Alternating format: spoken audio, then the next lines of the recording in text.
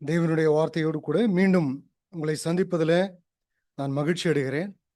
உங்களுடைய வேத புத்தகத்தை என்னோடு கூட அப்போஸ்தலனாகிய பவுல் தீமோத்தேயுவுக்கு எழுதின 2வது நிருபம், 2 Timothy chapter 1, 1வது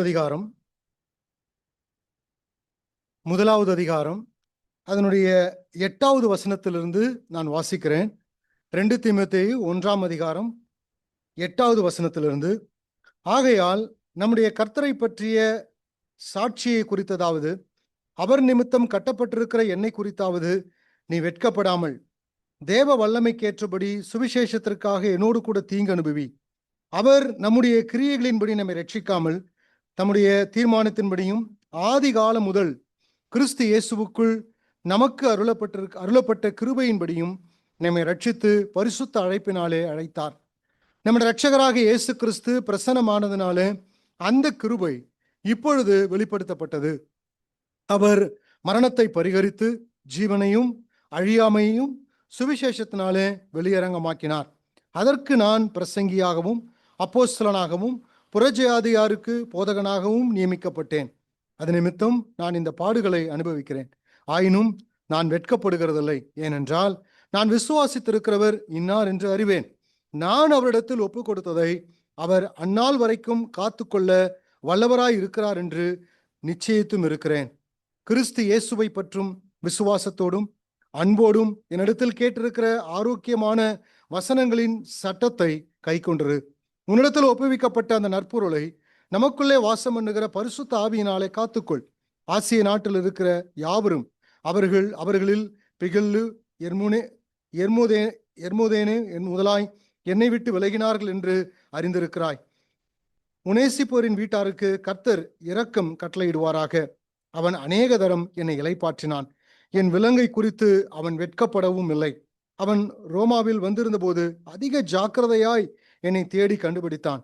அந்நாளிலே அவன் கர்த்தரிடத்தில் இரக்கத்தை கண்டடையும்படி கர்த்தர் அவனுக்கு அனுக்கிரகம் செய்வாராக. அவன் எபேசுவிலே செய்த பற்பல உதவிகளையும் நீ நன்றாய் அறிந்திருக்கிறாய். 2ஆம் அதிகாரம் அதனுடைய 15வது வசனம் 2:15. நீ வெட்கப்படாத ஊழியக்காரனாயும் சத்திய வசனத்தை நிதானமாய் பகுத்து போதிக்கிறவனாயும் உன்னை தேவனுக்கு முன்பாக உத்தமனாய் நிறுத்தும்படி ஜாக்கிரதையாயிரு. நாம் வாசித்த இந்த வேத பகுதிகளை நமக்கு தேவன் ஆசீர்வதித்து தருவாராக. அருமையானவர்களே, என்னுடைய வாழ்க்கையில மிகுந்த தாக்கத்தை உண்டாக்கின ஒரு புத்தகம் அப்போஸ்தலனாகிய பவுல் தீமோத்தேயுவுக்கு எழுதின இந்த 2 நிருபங்கள். 3 பாஸ்டர்ஸ் எபிசல், அதாவது போதகர்களுக்கான அல்லது மேய்ப்பத்துவ நிருபம் என்று சொல்லப்படுகிற 3 நிருபங்களை அப்போஸ்தலனாகிய பவுல் எழுதியிருக்கிறார். 1 தீமோத்தேயு, 2 தீமோத்தேயு, தீத்து, இந்த 3 நிருபங்கள் மேய்ப்பத்துவ நிருபங்கள் என்று சொல்லி அழைக்கப்படுகிறது. பாஸ்டர்ஸ் எபிசல் என்று அழைக்கப்படுகிறது. போதகர்களுக்கான, மூப்பர்களுக்கான நிருபங்களாக இவைகள் பாவிக்கப்படுகிறது. இதில் இருக்கக்கூடிய முதல் 2 நிருபங்கள், இந்த 2 தீமோத்தேயு நிருபங்களும் என்னுடைய வாழ்க்கையில மிகுந்த தாக்கத்தையும் இன்று நான் நிற்பதற்கான ஒரு உத்வேகத்தை கொடுத்த அற்புதமான நிருபங்களாய் காணப்படுகிறது. ஆகவே ஏன் என்னுடைய வாழ்க்கையில மிகுந்த தாக்கத்தை உண்டாக்கினது என்று சொல்லி என்னுடைய வாழ்க்கையினுடைய அனுபவத்திலிருந்து சில விஷயங்களை பகிர்ந்து கொண்டு இந்த நிருபத்திற்குள்ளாக நான் வருகிறேன். 2001வது வருடம் என்னுடைய திருமணம் முடித்து நாங்கள் எங்களுடைய தாய் சபையிலிருந்து நாங்கள் ஐக்கியப்பட்டு வந்த சென்னை ராயபுரம் திருச்சபையிலிருந்து நாங்கள் இருவருமாக தேவ சித்தத்தின்படி ஏறத்தாழ நாங்கள் இருக்கக்கூடிய பகுதியிலிருந்து ஒரு சப்பர்பன் புறநகர் பகுதியில் இருக்கக்கூடிய ஒரு 50 கிலோமீட்டருக்கு அந்த பக்கத்தில் இருக்கக்கூடிய ஒரு திருச்சபைக்கு நாங்கள் குடிபெயர்ந்தோம். எங்களுடைய வீட்டை நாங்கள் மாற்றினோம். அந்த திருச்சபைக்கு நாங்கள் சென்றோம். திருச்சபைக்கு சென்றவுடன் அந்த திருச்சபையில் இருக்கக்கூடிய ஊழியர் அவர்கள் இந்த திருச்சபையில வாலிபர்களுக்கான வேத ஆய்வு எடுப்பதற்கு எங்களுக்கு ஆட்கள் தேவைப்பட்டார்கள். சரியான நேரத்தில் தேவன் உங்களை கொண்டு வந்தார். ஆகவே ஒரு 25 வாலிபர்கள் இருக்கிறார்கள். அவர்களுக்கு முறைப்படி வேத வசனத்தை நீங்கள் கற்றுத்தர வேண்டும் என்று சொல்லி அந்த பொறுப்பை என்னுடைய கரத்தில் ஒப்புவித்தார். ஒரு 3-4 மாதங்கள் கடந்து போனது. 4 மாத காலங்கள் கழித்து அந்த திருச்சபை நம்முடைய திருச்சபையை போல ஏறத்தாழ ஒரு 150-200 பேர் கூடி ஆராதிக்கிறார்கள். அதாவது டவுன், வில்லேஜ், 2 விதமான பின்னணியிலிருந்து வரக்கூடிய மக்கள் அங்கு இருக்கிறார்கள். ஆகவே ஒரு 4 மாத காலத்திற்கு பிறகு இது போன்று ஒரு 4 ஆராதனை கூட்டத்தில் தேவனுடைய செய்தியை பகிர்ந்து கொள்ள வேண்டும் என்று கேட்டுக்கொண்டார்கள். வேத வசனத்தை நான் பகிர்ந்து கொண்டேன். கூட்டம் முடிந்து ஒரு 10 நிமிடம் கழித்து சபை 2ஆக மாறின. ஒரு 60 அல்லது 70 பேர் ஒரு குரூப்பா ஒரு பக்கம் நிற்கிறாங்க. ஒரு 30 பேர் ஒரு பக்கம் நிற்கிறாங்க. 2 பேருக்கும் ஒரு மார்க்கெட்ல நடக்கிற ஒரு ஆர்கியூமெண்ட் போல பயங்கரமான ஒரு சத்தம். நான் வெளியே நின்று பேசி கொண்டிருக்கிறேன். உள்ள வந்து பார்த்தா அடிக்காததான் குறை, அவ்வளோ பெரிய பிரச்சனை. என்ன இவ்வளோ பெரிய பிரச்சனை நடக்குது அப்படின்னு விசாரிச்சா பிரச்சனைக்கு காரணமே நான் தான். நான் அன்றைக்கு கொடுத்த செய்தி தான் அந்த பிரச்சனைக்கு மூல காரணம் இல்லையா? அப்போ ஒரு கூட்ட மக்கள், அதில் இருக்கக்கூடிய பெரும்பான்மையான மூப்பர்கள், உதவிக்காரர்கள், அவர்களை சேர்ந்த ஒரு குழுவினர்கள் இனிமேல் இந்த சகோதரனுக்கு இந்த திருச்சபையில பேசுவதற்கு வாய்ப்பளிக்க கூடாது, இல்லை என்றால் இவரை இந்த திருச்சபையிலிருந்து அனுப்பிவிட வேண்டும். இன்னொரு பக்கம் 70 பேர் என்ன சொல்றாங்க, இல்லை அவர் சத்தியத்தின்படி தானே பேசியிருக்கிறார், பாவத்தை குறித்து கண்டித்து உணர்த்தி பேசுவதில் என்ன தவறு இருக்கிறது, ஆகவே அவர் இங்க இருக்க வேண்டும், இவர் பேச வேண்டும் என்று இன்னொரு பக்கம் ஒரு ஆர்கியூமெண்ட். எனக்கு தலை பிச்சுக்குது இல்லையா? முதல் முறையாக சபையிலே இப்படிப்பட்ட ஒரு பிரச்சனையை நான் பார்க்கிறேன். இது வரைக்கும் நான் அதுபோல பார்த்ததே கிடையாது இல்லையா? இந்து குடும்பத்திலிருந்து ரட்சிக்கப்பட்டு வந்து சபையிலே எல்லாருடைய அன்புக்கும் பாத்திரவானாக இல்லையா, அரவணைப்போடு கூட சத்தியத்தில் வளர்க்கப்பட்ட சபையினுடைய ஒரு செல்ல பிள்ளை இல்லையா? இப்பொழுது மிகப்பெரிய பிரச்சனை, ஒரு பெரிய சண்டை. என்ன செய்யறதுன்னு எனக்கு புரியல. வீட்டுக்கு போனேன். அடுத்த நாள் எங்கள் மிஸ்ஸஸ் கேரிங்காக இருந்ததுனால அவங்க சென்னையிலேருந்து வந்தாங்க. இந்த விஷயத்தை நாங்கள் பேசினோம். நாம் இந்த பட்டணத்திலிருந்து ஊரை காலி பண்ணிட்டு என்ன செய்யலாம், எங்கிருந்து வந்தோமோ அங்கு நாம் சென்று விடுவது தான் சால சிறந்தது, இது நமக்கு சரிப்பட்டு வராது இல்லையா? அன்று இரவு நான் ஜெபித்தேன், ஆண்டவரே இனி இந்த டீச்சிங்கு இந்த ப்ரீச்சிங்லாம் எனக்கு ஒத்து வராது இல்லையா, பேசுனா பிரச்சனை வருது. ஆகவே என்னுடைய அறையில் ஒரு சிறிய நூலகம் இருந்தது.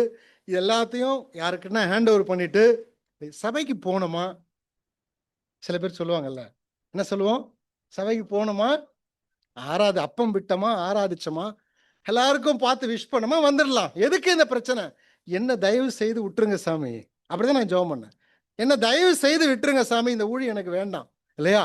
ஆகவே 6 மாத காலம் முடிந்த பிறகு, பிரசவத்திற்கு பிறகு நாங்கள் எங்கள் டென்ட்டை கட்டிட்டு எங்கே போகலாம், மறுபடியும் 50 கிலோமீட்டர் பயணம் செய்து எங்களுடைய சொந்த சபைக்கு அல்லது தாய் சபைக்கே நாம் போய்விடலாம் என்று நாங்கள் யோசித்து ஜபித்து முடிவெடுத்து விட்டோம். அவ்வளோதான், முடிஞ்சது. 6 மாதம் தான் டைம் இல்லையா?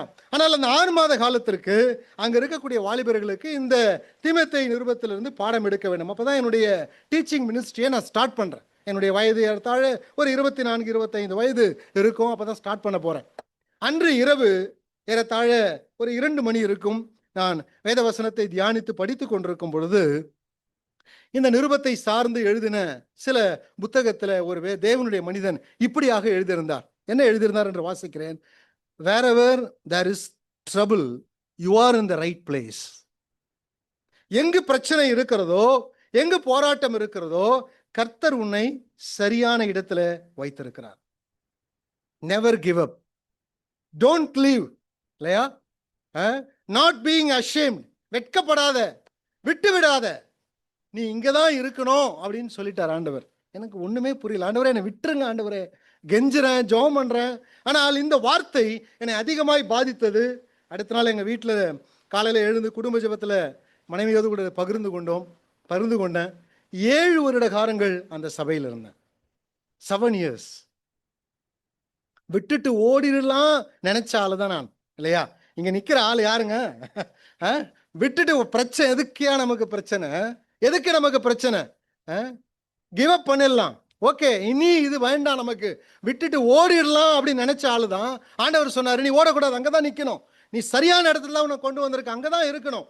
7 வருட காலங்கள் அந்த திருச்சபைக்கு உபதேசம் செய்தனோ இல்லையோ, ஆனால் அங்கு இருக்கிற வாலிபர்களோடு கூட நேரத்தை செலவிடவும், கர்த்தருடைய வசனத்தை நான் படிக்கவும், கிரமமாய் அவர்களுக்கு கற்றுக் கொடுக்கவும் ஆண்டவர் எனக்கு உதவி செய்தார். 7 வருட காலங்களுக்கு பிறகு நாங்கள் அங்கிருந்து வேறு சபைக்கு போவதற்கு ஆண்டவர் உதவி செய்தார். கனியை நாங்கள் பார்க்கல. ஆனால் 9வது வருடத்துல தான் நாங்கள் கனியை பார்த்தோம். அந்த 25 வாலிபர்களில் 4 பேர் முழுநேர ஊழியத்துக்காக கொடுத்தாங்க. 2 பேர் அந்த திருச்சபையை நடத்தக்கூடிய குட் லீடர்ஸா இன்னைக்கு இருக்கிறாங்க. ஆண்டவருக்கு நான் நன்றி சொன்னேன். ஏன் இதை நான் உங்களுக்கு சொல்றேன்னு சொன்னா, இந்த பின்னணி தான் 2 தீமோத்தேயுனுடைய பின்னணி. ஆகவே என்னுடைய வாழ்க்கையிலிருந்து நான் கற்றுக்கொண்ட பாடங்கள் இந்த இந்த நிருபத்தில் ஏராளமாக இருக்கிறதுனால என் வாழ்க்கையின் அனுபவத்தோடு கூட இந்த நிருபத்தை பேசுவதற்கு தேவன் எனக்கு உதவி செய்கிறார். ஆகவே இந்த நிருபத்திற்கு நாம் வருவோமே இல்லையா? இந்த நிருபத்தை நாம் வாசிக்கும் பொழுது அப்போஸ்தலனாகிய பவுல் இந்த நிருபத்தை நான் ஏற்கனவே முதல் 5 வசனங்களை ஏறத்தாழ ஒரு 7-8 மாதங்களுக்கு முன்பதாக உங்களுக்கு பேசியிருக்கிறேன். இந்த நிருபத்தை நாம் வாசிக்கும் பொழுது அப்போஸ்தலனாகிய பவுல் ஒரு இருண்ட பாதாள குழி, இதுவரைக்கும் அவர் இப்படிப்பட்ட ஒரு சிறைச்சாலையில் அடைக்கப்பட்டதில்லை. தன்னுடைய வாழ்நாளினுடைய இறுதி கட்டத்தில் என்ன சொல்லுகிறது, மெமட்டைன் என்று சொல்லப்பட்ட ரோமாபுரியில் இருக்கக்கூடிய இருண்ட ஒரு பாதாள குழி, நீங்க யூடியூப்லயோ அல்லது கூகுள்லயோ போய் இதை நீங்க சர்ச் பண்ணீங்கன்னா அந்த பாதாள குழியை பற்றி நீங்கள் படிக்க முடியும். ஏறத்தாழ 33 டயாமீட்டர் இருக்கக்கூடிய ஒரு ரவுண்ட் பிட் இல்லையா, ஒரு டிச் என்று சொல்லலாம். அந்த ஒரு குழியில தான் அப்போஸ்தலனாகிய பவுல் அடைக்கப்பட்டிருக்கிறார். ஒரு குற்றவாளியை போல விலங்கிடப்பட்டு கொடூரமான குற்றவாளிகளோடு கூட சேர்த்து அவர் அசுத்தமான அங்கு ஈரப்பதம் இருக்கக்கூடிய ஒரு இருண்ட ஒரு பாதாள சிறைச்சாலையில அவர் தன்னுடைய இறுதி நாட்களிலே அடைக்கப்பட்டிருக்கிறார். சரீர பிரகாரமாக அவருக்கு அநேக வேதனைகள் இருக்கிறது. மன ரீதியாகவும் அவர் அதிகமாய் பாதிக்கப்பட்ட ஒரு டிஸ்கம்ஃபர்ட் இருக்குது. ஆகவே இந்த நேரத்தில் அப்போஸ்தலனாகிய பவுல் தன்னுடைய தேகத்தை விட்டு தன் சரீரத்தை விட்டு சீக்கிரமாய் கடவுளிடத்தில் கடந்து போகக்கூடிய நேரம் வந்தது என்பதை அறிந்தவராய் அப்போஸ்தலனாகிய பவுல் தீமோத்தேயுவை பார்க்க வேண்டும் என்று விரும்புகிறார். ஆகவே தீமோத்தேயுவுக்கு இந்த நிருபத்தை எழுதுகிறார். இந்த நிருபத்தினுடைய கடைசி அத்தியாயத்திற்கு வரும்பொழுது மறுபடியுமாக ஒரு வார்த்தையை பேசுகிறார். என்ன? தீமோத்தேயு, சீக்கிரமாய் என்னிடத்தில் வருவதற்கு நீ ஜாக்கிரதையாயிரு. 4ஆம் அதிகாரம் 9வது வசனத்துல நீ சீக்கிரமாய் என்னிடத்தில் வரும்படி ஜாக்கிரதையாயிரு. 11வது வசனத்துல மறுபடியும் எழுதுகிறார், தீகிக்குவை எபேசு பட்டணத்திற்கு அனுப்பி இருக்கிறேன், அவனிடத்துல பொறுப்புகளை ஒப்புவித்து சீக்கிரமாய் என்னிடத்தில் வரும்படி நீ ஜாக்கிரதைப்படு. மறுபடியுமாக 4ஆம் அதிகாரம் 13வது வசனத்துல சில பொருட்களை சில மனிதனிடத்தில் கொடுத்திருக்கிறேன், கார்ப்பு என்று சொல்லப்படக்கூடிய மனிதனிடத்தில் கொடுத்திருக்கிறேன், அவைகளை எடுத்துக்கொண்டு சீக்கிரமாய் நீ வா. மறுபடியுமாக 4ஆம் அதிகாரம் 21வது வசனத்துல மாரி காலத்திற்கு மழைக்காலத்திற்கு முன்பதாக வரும்படி நீ ஜாக்கிரதைப்படு என்று சொல்லி மீண்டும் தீமோத்தேயு என்ன சொல்லுகிறார், சீக்கிரம் வேகமாய் வருவதற்கு நீ முயற்சி செய் என்று மறுபடியுமாக சொல்லுகிறார். ஏன் அப்போஸ்தலனாகிய பவுல் தன்னுடைய கடைசி காலகட்டத்தில் தன்னுடைய ஜீவன் இப்பொழுது பிரிய போகக்கூடிய ஒரு காலகட்டம் இல்லையா, மன ரீதியாக சரீர ரீதியாக அநேக டிஸ்கம்ஃபர்ட் அவருக்கு இருக்கிறது இல்லையா, அநேக போராட்டங்கள் பாடுகளோடு கூட கடந்து போகக்கூடிய ஒரு தேவ மனிதன் தன்னுடைய கடைசி காலகட்டத்தில் தன்னுடைய உத்தம குமாரன் ஆவிக்குரிய குமாரனாகிய தீமோத்தேயுவை பார்க்க வேண்டும் என்று ஏன் விரும்புகிறார், ஏன் அந்த நிருபத்தை அவர் எழுதுகிறார் என்று சொன்னால், நான் ஏற்கனவே இதை குறித்து முதல் 5 வசனத்தை படிக்கும் பொழுது முன்னுரையில் சொல்லியிருக்கிறேன், நான் மறுபடியும் ரிப்பீட் பண்றேன். என்ன காரணம்? பிகாஸ் தீமோத்தேயு is the key to carry on the work இல்லையா, அல்லது Paul passing the torch to the தீமோத்தேயு, தன்னுடைய கையில் இருக்கக்கூடிய ஊழியத்தின் தீபத்தை யாரிடத்தில் கொடுக்க வேண்டும் என்று விருப்பப்படுகிறார்? தீமோத்தேயுனிடத்தில் கொடுக்க வேண்டும் இல்லையா, தீமோத்தேயுனிடத்தில் கொடுக்க வேண்டிய மிகப்பெரிய தேவ மனிதர்கள் ஒருவர் இப்படியாக எழுதினார், the great man of God, அவர்களை குறித்து இப்படியாக ஒரு மனிதன் எழுதினார், they have a sense of mission that expand beyond their own life, தங்களுடைய வாழ்நாளுக்கு பிறகும் பறந்து விரிந்து விசாலமடக்கூடிய ஊழியத்தை பற்றிய உணர்வுடையவர்களாக தேவ மனிதர்கள் இருந்தார்கள் இல்லையா. தேவ மனிதர்கள் என்று பேசுகிறோம், அவர்களுடைய உள்ளார்ந்த பாரம் என்ன? தங்களுடைய வாழ்நாளுக்கு பிறகும் ஊழியம் பறந்து விசாலமடைய வேண்டும் என்ற உணர்வுள்ளவர்களாக காணப்பட்டார்கள். அவர்களை குறித்து மறுபடியுமாக ஒரு தேவ மனிதன் எழுதுகிறார், they are not driven by ambition, they are not driven by own success இல்லையா, they are driven by mission. அவர்களுடைய சாதனை, அவர்களுடைய செல்வாக்கு அல்லது அவர்களுடைய தேவை இவற்றின் மித்தமாக அவர்கள் நடத்தப்படவில்லை. அவர்களுடைய உந்துதல், அவர்களுடைய ஆவல், அவர்களுடைய உயிர், அவர்களுடைய ஜீவன், இவை எல்லாமே ஊழியமாய் காணப்பட்டது. அப்போஸ்தலனாகிய பவுலுடைய நிலைமையும் இதுதான். அதே ஒரு தேவ மனிதன் மறுபடியுமாக இப்படி எழுதுகிறார், few works survive the death of the great man who began them. சில ஊழியங்கள் அவற்றை தொடங்கின பெரிய மனிதர்களுடைய மரணத்திலிருந்து பிழைக்கிறது என்று சொல்லி எழுதினார். ஆகவே அப்போஸ்தலனாகிய பவுல் இப்பொழுது இந்த உலகத்தை விட்டு கடந்து போகிறார். ஏறத்தாழ ஒரு 65 70 வயது இருக்கக்கூடிய ஒரு மனிதன் தன்னுடைய ஊழியத்தை, தான் இதுவரை செய்து வந்த ஊழியத்தை தீமோத்தேயுனுடைய கரத்தில் கொடுக்க வேண்டும். இல்லையா? தன்னுடைய கடத்தில் இருக்கக்கூடிய டார்ச் அதை தீமோத்தேயுடைய கரத்துல கொடுக்க வேண்டும். அந்த கீயை நான் தீமோத்தேயுடைய கரத்துல கொடுக்க வேண்டும். ஆகவே தீமோத்தேயுவே, நீ சீக்கிரமாய் என்னிடத்துல வா என்று சொல்லி தீமோத்தேயுவுக்கு இந்த நிருபத்தை எழுத ஆரம்பிக்கிறார், புத்திமதி சொல்ல ஆரம்பிக்கிறார். 2 தீமோத்தேயு 2ஆம் அதிகாரம் 1வது வசனத்துல, ஆதலால் என் குமாரனே, நீ கிறிஸ்து இயேசுவில் உள்ள கிருபையில் பலப்படு என்று எழுதுகிறார். இது தீமோத்தேயுடைய ஒரு அவுட்லுக். ஆனா நீங்க தீமோத்தேயுடைய 2 தீமோத்தேயுடைய 4 அதிகாரத்தையும் கொஞ்சம் நீங்க கவனமா நீங்க படிச்சுனா இந்த நிருபத்தினுடைய இன்னொரு பக்கத்தை நம்மால் பார்க்க முடியும், இல்லையா? இன்டைரக்டா தீமோத்தேயுவுக்கு சில விஷயத்தை அப்போஸ்தலனாகிய பவுல் சொல்ல வருகிறார். அதுதான் இன்றைக்கு நான் பேச போறேன். என்னுடைய வாழ்க்கையினுடைய சாட்சியை பகிர்ந்து கொண்டேன் அல்லவா, அதை மையமாக வைத்துத்தான் நான் இந்த விஷயங்களை பேச போகிறேன். அப்போஸ்தலனாகிய பவுல் தீமோத்தேயுடைய உத்தம குணத்தை அறிந்திருக்கிறார். பிலிப்பியர் 2ஆம் அதிகாரம் 20-22 வசனத்தை நீங்க வாசிச்சீங்கன்னு சொன்னா, தீமோத்தேயுவை குறித்து அப்போஸ்தலனாகிய பவுல் சொல்லும் பொழுது அது என்னவென்றால், உங்கள் காரியத்தை உண்மையாய் விசாரிக்கிறதுக்கு என்னை போல மனதுள்ளவன் அவனை அன்றி வேறு ஒருவனும் என்னிடத்தில் இல்லை. தகப்பன் தன் பிள்ளைக்கு ஊழியம் செய்கிறது போல அவன் எனக்கு ஊழியம் செய்தான். அவனுடைய உத்தம குணத்தை நான் அறிந்திருக்கிறேன். தீமோத்தேயுடைய நற்குணத்தை அப்போஸ்தலனாகிய பவுல் தகப்பன் சாட்சி கொடுக்கிறார். இது ஒரு பக்கம் வச்சுக்கோங்க, இல்லையா? அதே தகப்பனுக்கு தீமோத்தேயுடைய இன்னொரு பக்கமும் தெரியும். என்ன பக்கம் சொல்லுங்க? வீக்னஸ், இல்லையா? ஒரு தகப்பனுக்கு, ஒரு பெற்றோருக்கு பிள்ளைகளுடைய பலமும் தெரியணும், பலவீனமும் தெரியும். தெரியுமா தெரியாதா? யாரும் பெற்றோர்கள் சொல்ல மாட்டேங்க. தெரியணும், தெரியுமா தெரியாதான்னு கேட்கிறேன். தெரியும், இல்லையா? பிள்ளைகளுக்கு இருக்கிற டேலண்ட் தெரியும், அவங்க எதுல ஓஹோ ஆஹான்னு இருக்கிறாங்கன்னு தெரியும். ஆனா எந்த பாயிண்ட்ல அவங்கள டச் பண்ணா வீக் ஆயிடுவாங்கன்றது யாருக்கு தெரியும்? ஒரு பெற்றோராக எனக்கும் உங்களுக்கும் தெரிந்திருப்பது அவசியம். ஆகவே தீமோத்தேயுடைய உத்தம குணத்தை அறிந்த பவுல் தீமோத்தேயுடைய பலகீனம் என்ன என்பதையும் அவர் அறிந்து வைத்திருந்தார். என்ன தீமோத்தேயுடைய பலகீனம்? 2 தீமோத்தேயு 1ஆம் அதிகாரம் 7வது வசனத்துல என்ன வாசிக்கிறோம்? தேவன் நமக்கு பயமுள்ள ஆவியை கொடாமல் என்று வாசிக்கிறோம். அப்ப தீமோத்தேயுக்கு என்ன பலகீனம் இருந்ததுங்க? பயம், இல்லையா? பயம். 1 கொரிந்தியர் 16ஆம் அதிகாரம் 10வது வசனம். 1 கொரிந்தியர் 16ஆம் அதிகாரம் 10வது வசனம். தீமோத்தேயு உங்களிடத்தில் வந்தானாகில் அவன் உங்களிடத்தில் பயமில்லாதிருக்க பாருங்கள், என்னை போல அவனும் கர்த்தருடைய கிரியைகளை நடப்பிக்கிறானே. தீமோத்தேயு உங்களிடத்துல வந்தா என்ன செய்யுங்க? பயம் இல்லாம இருக்க பாருங்க. ஏன்னா ஒரு பயந்த சுபாவம். கொஞ்சம் மிரட்டினீங்கன்னா என்ன ஆகும்? பயந்துருவான். பயம் இல்லாம அவனை பார்த்துக்குங்கப்பா அப்படின்னு சொல்றாரு. அடுத்தது 1 தீமோத்தேயு 5ஆம் அதிகாரம் 23வது வசனத்துல தீமோத்தேயுடைய சரீர பலவீனத்தை சொல்றாரு, இல்லையா? அவனுக்கு பிசிக்கலா சில வீக்னஸ் இருந்தது, இல்லையா? 1 தீமோத்தேயு 5ஆம் அதிகாரம் 23வது வசனத்துல வாசிக்கிறோம். அடுத்தது 1 கொரிந்தியர் 16ஆம் அதிகாரம் 11வது வசனத்துல அவன் வாலிபனா இருந்ததுனால சில பேர் அசட்ட பண்ணாங்க அவனை, இல்லையா? ஆஃப்டர் ஆல் சண்டே ஸ்கூல் பாய், இவன் என்ன சொல்றது எனக்கு, இல்லையா? வாசிங்க 1 கொரிந்தியர் 16ஆம் அதிகாரம் 11ஆம் வசனத்தை. ஆனபடியினால் ஒருவனும் அவனை அப்பனா என்ன அர்த்தம்? சில பேர் அவன் என்ன பண்ணாங்க? அற்பமா எண்ணாங்க, இல்லையா?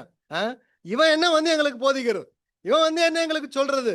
அவனுடைய வாலிப வயதின் மித்தமாக அவன் மற்றவர்களால் அற்பமாக எண்ணப்பட்டான், இல்லையா? அது மாத்திரமல்ல, அவன் செய்த ஊழியம் செய்த சபையில் இருக்கக்கூடிய கள்ள போதகர்களுடைய பிரச்சனை, அங்க இருக்கக்கூடிய வயதானவர்களினாலே சில பிரச்சனை, விதவைமார்களினாலே சில பிரச்சனை, இல்லையா? பல பிரச்சனைகள் அவன் செய்த ஊழியம் செய்த சபைக்குள்ளாகவே இருந்து அவனுக்கு இருந்தது. அது மாத்திரமல்ல, அப்போஸ்தலனாகிய பவுல் சிறைச்சாலையிலே அடைக்கப்பட்டிருக்கும் பொழுது நீரோ மன்னனாலே பரவி வந்த பயங்கரமான உபத்திரவம். அப்போஸ்தலனாகிய பவுல் சிறைச்சாலையில் அடைக்கப்பட்டிருக்கும் பொழுது நீரோ மன்னனாலே வந்த பயங்கரமான உபத்திரவம். அப்போஸ்தலனாகிய பவுலோடு கூட யார் தங்களை இணைத்துக் கொள்கிறார்களோ, அடையாளம் காட்டிக் கொள்கிறார்களோ, அவர்கள் சிறைச்சேதம் பண்ணப்படவும் கொல்லப்படவும் வேண்டும் என்ற ஒரு சூழ்நிலை, உபத்திரவம், பயங்கரமான உபத்திரவம். இவைகள் எல்லாம் ஒருவேளை தீமோத்தேயு என்ன செஞ்சிருக்கோம்?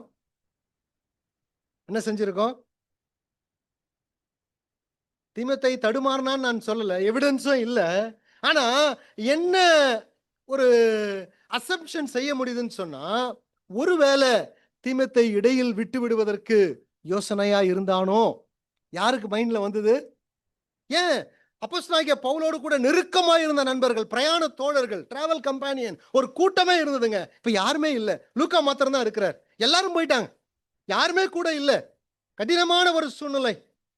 இதே ஒரு பிரச்சனை தான் யாருக்கும் இருக்கும்? என்னுடைய பையனுக்கும் இருக்கு அல்லவா? ஒருவேளை அவனும் ஒருவேளை இடையில விட்டு விடுவதற்கு ஆயத்தமா இருக்கிறானோ என்ற ஒரு அச்சம் அப்போஸ்தலனாகிய பவுலோடு இருதயத்துல எழுப்பினதுனால தான் இந்த நிருபத்தை அவர் எழுதுகிறார். இந்த நிருபத்தினுடைய 2வது பக்கம் இது இல்லையா? முதல் பக்கம் அவனை உற்சாகப்படுத்தி ஊழியத்துல கொண்டு வருவதற்கு, 2வது பக்கம் நான் எப்படி எழுதியிருக்கிறேன், this is not time to give up. இது விட்டு விடுவதற்கான நேரம் அல்ல தீமோத்தேயு, இது விட்டு விடுவதற்கான நேரம் இல்லை இல்லையா? அதுதான் இந்த நிருபத்திலிருந்து நாம் படிக்க போகிறோம். நெவர் கிவ் அப் இல்லையா? விட்டு விடாத, ஒருபோதும் விட்டு விடாத. பாருங்க, விட்டு விடுறது ஒரு வெட்கமான விஷயம் இல்லைங்களா? இந்திய தேசத்திலிருந்து மல்யுத்தத்திற்காக ஒரு ஆளா ஆயத்தப்படுத்தி அனுப்புறாருன்னு வச்சுங்க, ஃபைட் நடக்குது இல்லையா? ஜப்பானுக்கும் இந்தியாவுக்கும் ஃபைட் நடக்குது. ஒரு ஸ்டேஜில் அவனை போட்டு என்ன செய்யறான், இந்திய அந்த வீரனை போட்டு அவன் கரெக்டா லாக் பண்ணும் பொழுது முடியல, அதுக்கு மேல அழுத்தம் தாழ முடியல. அவன் என்ன செய்வான்? எப்படி பண்ணுவான்? Give up. கையை தூக்குவாங்க, 3 முறை என்ன செய்வாங்க? தரையில தட்டுவாங்க. மல்யுத்தத்தில் அடிபட்டு கை கால் உடைந்து அவன் தோல்வி அடைந்தால் பரவாயில்ல, கிவ் அப் கொடுத்துட்டு அவன் ஸ்டேஜில் இருந்து இறங்கும் பொழுது நீங்க பார்த்துருக்கீங்களா? எப்படி வருவாரு? தலைய தொங்க விட்டுட்டு தான் வரணும் இல்லையா? ஏன் அடிபடல, கடைசி வரை உயிர் போகிற வரைக்கும் அவன் போராடல இல்லையா? ஏதோ சில அழுத்தம் ஒரு இடத்துல தாங்க முடியாமல் போன பொழுது அவன் கிவ் அப் பண்ணிட்டான். வெட்கி தலை குனிந்து அவனுடைய சொந்த நாட்டிற்கு வரும் பொழுது தலைகுனிவோடு கூட தான் வரணும். அப்போஸ்தலனாகிய பவுல் சொல்றாரு, என்ன சொல்றாரு? தீமோத்தேயு, ஒருபோதும் விட்டுறாத. எங்க தொடங்குனியோ ஓடு, ஒருபோதும் விட்டுறாத. அதை தான் இந்த நிருபத்திலிருந்து நாம் பார்க்க போகிறோம். இந்த நிருபத்தை நீங்க படிச்சீங்கன்னா முதல் 5 வசனத்துல தான் தீமோத்தேயுவினுடைய நற்குணங்களை பற்றி அவர் பேசுகிறார். அதற்கு பிறகு 6வது வசனத்திலிருந்து 4ஆம் அதிகாரம் வரைக்கும் பார்த்தீங்கன்னா ஏறத்தாழ 25 கமாண்ட், 25 கட்டளைகள், 25 எக்ஸார்டேஷன், புத்திமதிகள் தான் இந்த இடத்துல நிறைந்திருக்கிறதே தவிர தீமோத்தேயு பற்றி மெச்சி பேசக்கூடிய காரியங்கள் அதிகமாக இந்த நிருபத்தில் இல்லை. ஆகவே இந்த நிருபத்தை பவுல் ஸ்டார்ட் பண்றார் இல்லையா? தீமோத்தேயுடைய பலகீனம் தெரியும். ஒருவேளை தீமோத்தேயு விட்டு விடுவதற்கு ஆயத்தமா இருப்பானோ, அவனும் இடையில விட்டு விடுவானோ, அவனும் கிவ் அப் பண்ணிடுவானோ என்ற ஆதங்கத்துல இந்த நிருபத்தை எழுத ஆரம்பிக்கும் பொழுது இங்கு மிக பிரதானமாக ஒரு எச்சரிப்பை கொடுக்கிறார். என்ன? 8வது வசனத்தை வாசிங்க. ஆகையால்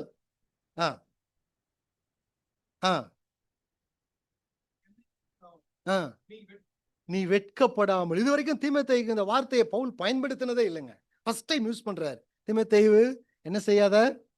வெட்கப்படாத. அடுத்தது 12ஆம் வசனத்தை வாசிங்க. அது நிமித்தம் நான் வெட்கப்படுகிறதில்லை. அடுத்தது 16ஆம் வசனத்தை வாசிங்க.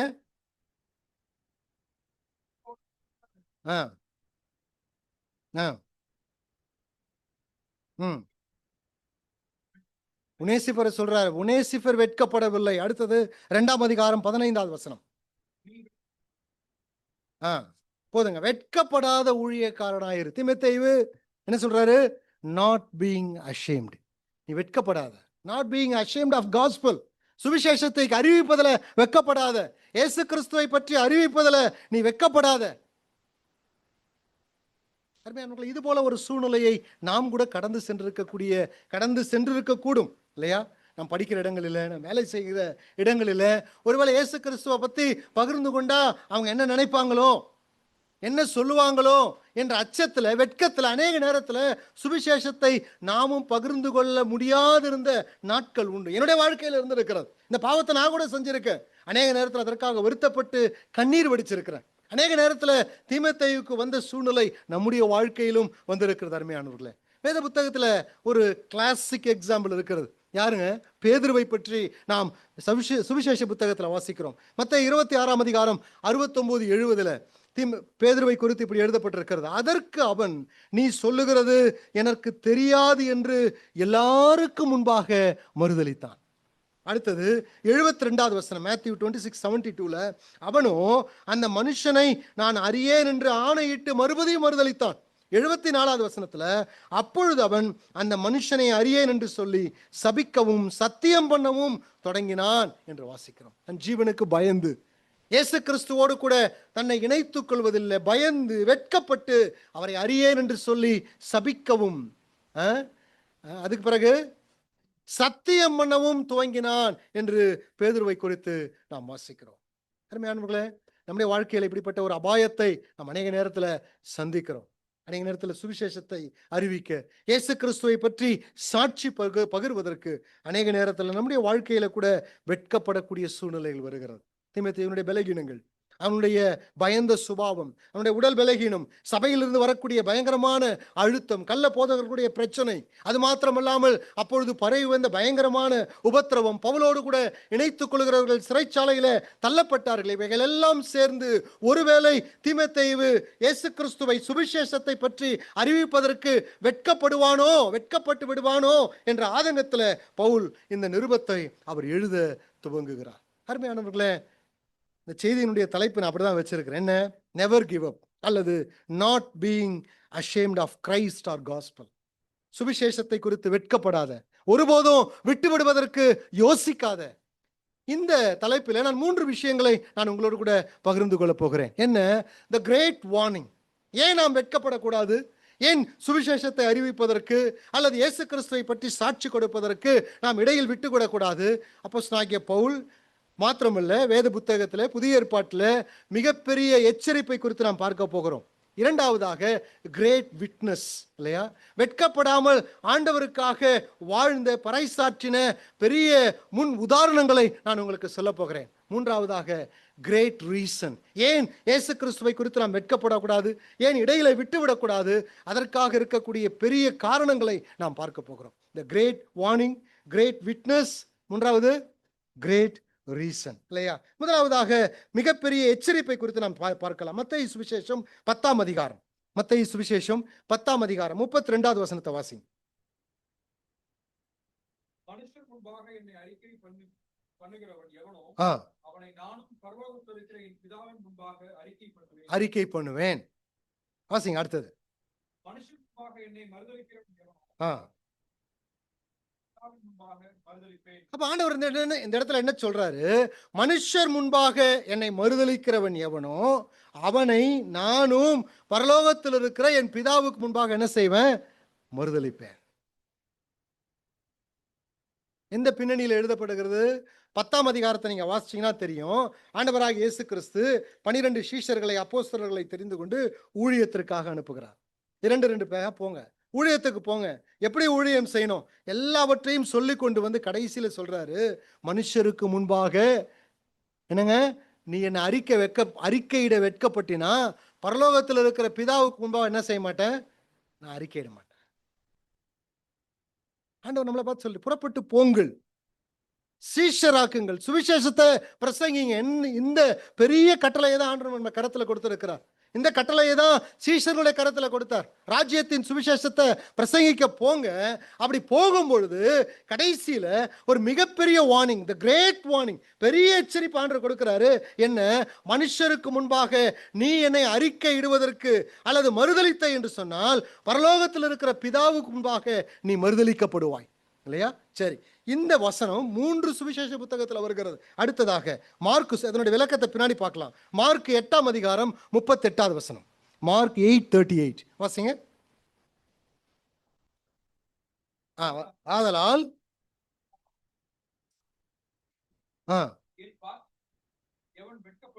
எவன் வெட்கப்படுவானோ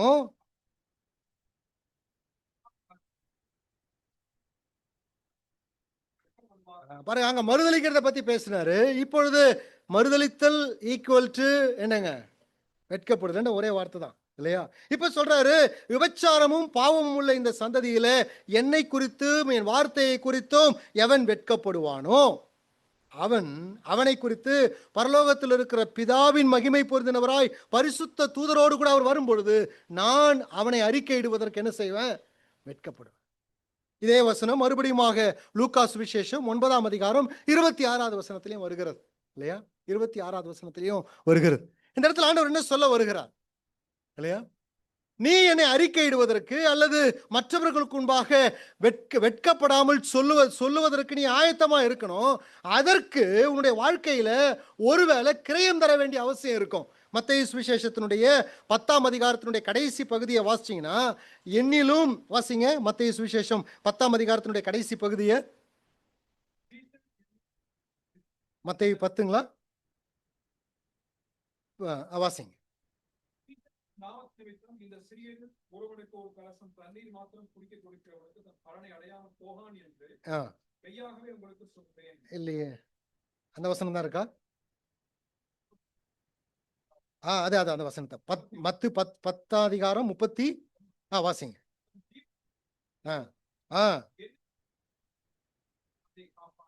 பாருங்க, அதுக்கு முன்னாடி தன் சிலுவை எடுத்துக்கொண்டு என்னை பின்பற்றாதவன் எனக்கு சீஷன் அல்ல இல்லையா? நீ அறிக்கையிட வேண்டும். அப்படி அறிக்கையிடும் பொழுது மறுதலிக்கக்கூடிய சூழ்நிலை வரும். அப்ப எனக்காக என்ன செய்ய வேண்டியிருக்கும்? ஜீவனை கொடுப்பதற்கான கிரயம் செலுத்த வேண்டிய அவசியம் இருக்கும். மார்க்கு சுவிசேஷத்துக்கு வாங்க. மார்க்கு சுவிசேஷம் 8ஆம் அதிகாரத்துல மறுபடியும் ஆண்டவர் இதே சத்தியத்தை தான் பேசுறார். மார்க்கு சுவிசேஷம் 8ஆம் அதிகாரம்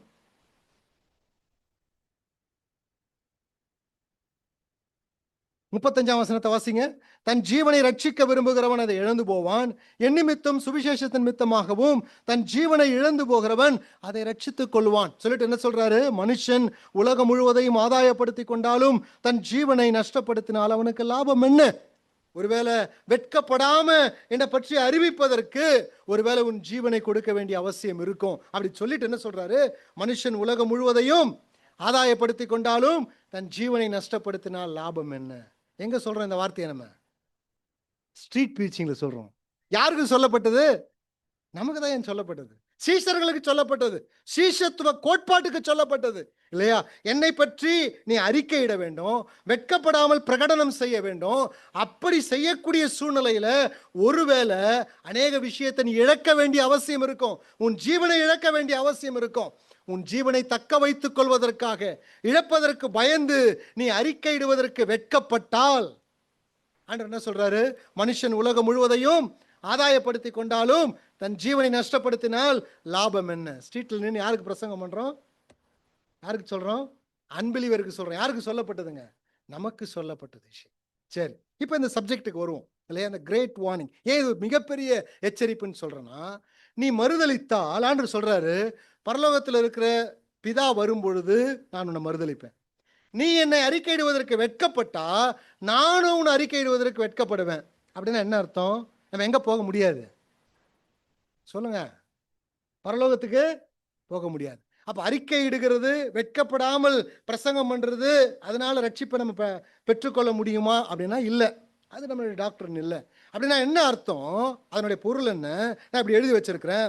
if you are continuously constantly ashamed to confuse Christ, தொடர்ச்சியாக இல்லையா, உன்னுடைய வாழ்க்கையின் சுபாவமாகவே கர்த்தரை பற்றி அறிவிப்பது உன்னுடைய சுபாவமா, லைஃப் பேட்டர்னா இருந்தா you are not redeemed people.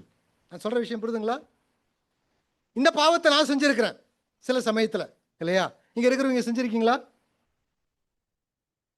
Sudan brother செஞ்சிருக்கீங்களா? செஞ்சிருக்கோம். ஆனஸ்டா நான் சொல்றேன், செஞ்சிருக்கேன் இல்லையா? ஆனா என்னுடைய லைஃப் பேட்டர்ன் இல்லை அது. அதற்கு பிறகு நான் மன வருத்தப்பட்டு இருக்கிறேன், கண்ணீர் விட்டு இருக்கிறேன் இல்லையா?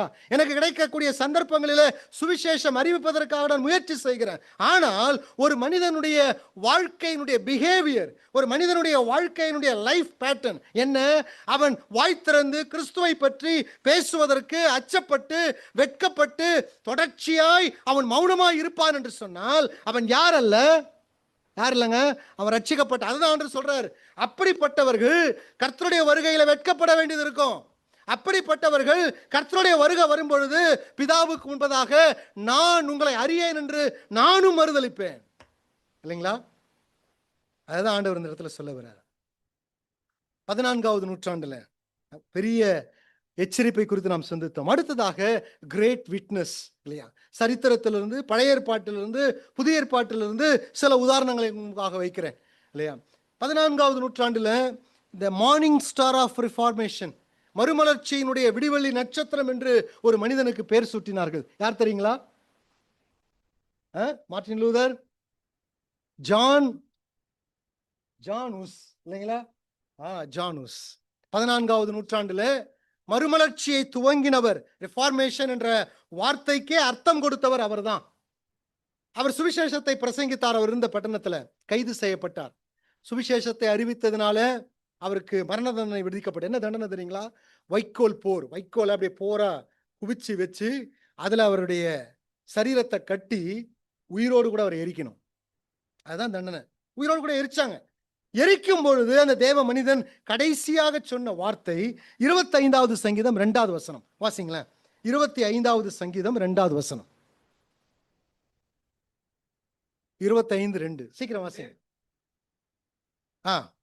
உம்மை நோக்கி காத்திருக்கிற ஒருவரும் வெட்கப்பட்டு போகாதபடி செய்யும். முகாந்திரம் இல்லாமல் துரோகம் பண்ணினவர்கள் வெட்கப்பட்டு போவார்களாக.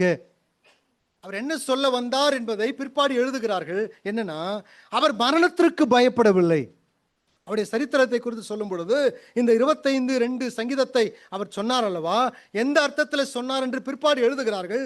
அவர் மரணத்திற்கு பயப்படவில்லை, தனது எஜமானனை பற்றி வெட்கப்படுவதற்கு, அறிக்கையிட வெட்கப்படுவதற்கு மாத்திரமே அவர் பயந்தார். இல்லையா? சரீரம் எரிகிறது, பயங்கரமான வேதனை. ஆனால் அவர் சொன்ன வார்த்தை, ஆண்டவரே மரணத்திற்கு நான் பயப்படல, இந்த நேரத்துல கூட உம்மை நான் மறுதலித்துடுவேனோ அப்படின்ற ஒரு பயம்தான் என் இருதயத்தில் இருக்கிறது என்ற ஆதங்கத்தோடு கூட தான் இந்த 25ஆம் அதிகாரம் 25வது சங்கீதம் 2வது வசனத்தை அவர் உச்சரித்து கொண்டே மரித்து போனார் என்று அவருடைய சரித்திரம் சொல்லுகிறார். 18வது நூற்றாண்டுக்கு வருவோமே. சீன தேசத்துல சுவிசேஷம் செல்லுகிறது. மிஷனரிகள் சீன தேசத்துக்கு செல்லுகிறார்கள். சீன தேசம் முழுவதும் சுவிசேஷ தீ பரவுகிறது. அநேகர் ஆண்டவரை ஏற்றுக்கொள்கிறார்கள். ஆனால் சீன தேசவாதிகள் அதற்கு எதிர்ப்பு தெரிவிக்கிறார்கள். ஒரு முறை ஒரு கூட்டம் சீன தேசவாதிகள், இப்பொழுது இருக்கக்கூடிய RSS கூட்டத்தை போல சீன தேசத்துல ஒரு கேம்ப், மிஷனரி கேம்ப் அவங்க சூழ்ந்து கொண்டார்கள். உள்ள வந்தாங்க. நூற்றுக்கணக்கான மாணவர்கள் அங்கு கூடி ஜெபித்துக் கொண்டிருக்கிறார்கள். எல்லா கதவும் மூடப்பட்டது. ஒரே ஒரு கதவு மாத்திரம் திறந்து, அந்த கதவினுடைய கடந்து போகக்கூடிய இடத்துல மனித கழிவுகள் கொட்டப்பட்டு ஒரு பெரிய சிலுவையை கொண்டு வந்து அங்கு படுக்க வைத்தார்கள். அவங்க சொன்னாங்க, இங்கிருந்து வெளியே போய் உயிரோடு போனோம்னு சொன்னா அந்த சிலுவையின் மேல நடந்து நீங்க வெளியே போகணும். அவ்வளவுதான். சிலுவையின் மேல் நடந்து நீங்க வெளியே போயிடுங்க, சாக மாட்டீங்க. முதல் ஒரு மாணவன் வந்தான், பயம், உயிர் பயம், சிலுவையின் மேல் நடந்து போயிட்டான். அடுத்த ஒரு மாணவன், 7 மாணவர்கள் கடந்து போனார்கள். 8வது ஒரு பெண் சிலுவை அண்டையில வந்தால் மனித கழிவுகள் கொட்டப்பட்டிருக்கிற இடத்துல முழங்கால் படியிட்டு, ஆண்டவரே நீர் என்னை பலப்படுத்தும் என்று சொல்லி சிலுவையினுடைய பக்கவாட்டிலே கடந்து சென்றான். சுட்டு கொலை செய்யப்பட்டான். எத்தனை மாணவர்கள் அன்னைக்கு சுட்டு கொண்டாங்க தெரியுங்களா? 82 மாணவர்கள் அந்த கேம்ப் சென்டர்ல சுட்டு கொல்லப்பட்டார்கள். அருமையானவர்களே, ஆண்டவரை பற்றி அறிக்கையிடுவதற்கு, பிரகடனப்படுத்துவதற்கு வெட்கப்படாமல் நின்ற ஒரு பெண்மணியின் மூலமாக 78 இரத்த சாட்சிகள் அந்த இடத்துல மடிந்தது. பழைய ஏற்பாட்டுக்கு வருவோமே. பழைய ஏற்பாட்டு பக்தர்கள் கடவுளை பற்றி அறிக்கையிடுவதற்கு வெட்கப்படலைங்க. வாசிங்க சில வசனத்தை. 40வது சங்கீதம், இல்ல 71வது சங்கீதம் 15, 16, 40வது சங்கீதம் 9, 10. இந்த வசனத்தை குறித்துக் கொள்ளுங்கள். ஆனா ஒரு வசனத்தை வாசிக்கலாம். 71வது சங்கீதம் 15வது வசனம் வாசிங்க.